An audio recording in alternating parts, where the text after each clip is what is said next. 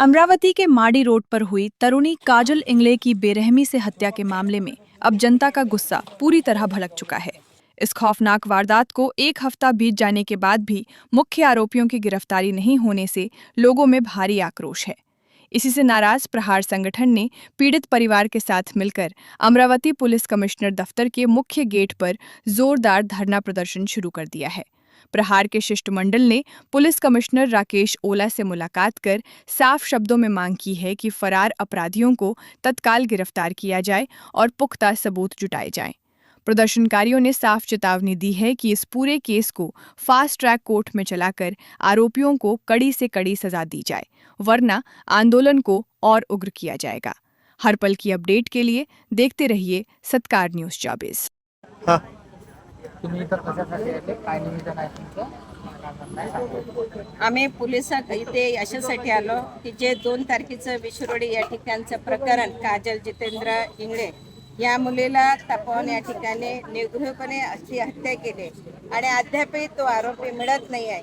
त्या आरोपीला पकडून महिलांचा असुरक्षिततेचा प्रश्न सर्वात मोठा आहे आणि असे अनेक प्रसंग जे होतात, परंतु त्या अपराध्यांना शिक्षा होत नाही, पकडल्या जात नाही. आणि आम्ही मोठ्या आशाने आलेलो आहोत, कारण आम्ही समाजामध्ये काम करत असताना महिलांना न्याय मिळावा त्याकरिता आम्ही आज इथे हे अमरावती गाठलेलं आहे. आणि त्या आरोपीला कठोर शिक्षा व्हावी, फाशीची शिक्षा व्हावी, कारण ज्या निर्दयाने त्याने मारलं आहे ते फार म्हणजे ऐकलं तरी काटे येणारा असा क्षण आहे. आणि असे अपराधी जर फिरत असेल तर अधिक अशा घटना होत राहतील, त्या थांबणार नाही. म्हणून आम्ही शासनाला एकच विनंती करतो की जो अपराधी अशा गुन्ह्यामध्ये सापडत असेल त्यांना तुम्ही पकडावे आणि ऑन द स्पॉट अशा व्यक्तींना फाशी द्यावे, हीच आम्ही शासनातर्फे आज मागणी करण्याकरिता आलेलो आहोत.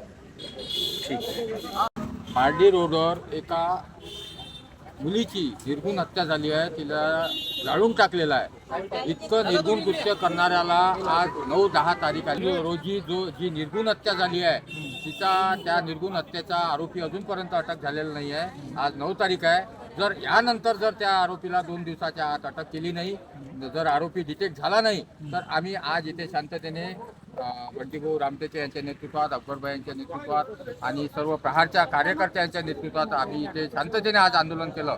आज 2 दिवसात जर ते गुन्हा डिटेक्ट झाला नाही तर आम्ही डायरेक्ट TP कार्यालयामध्ये जाऊ आणि TP साहेबांच्या दालनामध्ये आमरण उपोषण करू, ठिय्या आंदोलन करू आणि प्रहारच्या स्टाईलनं ते आंदोलन होईल जिथपर्यंत पीडितेला न्याय मिळत नाही, पीडितेच्या आईवडिलाला न्याय मिळत नाही.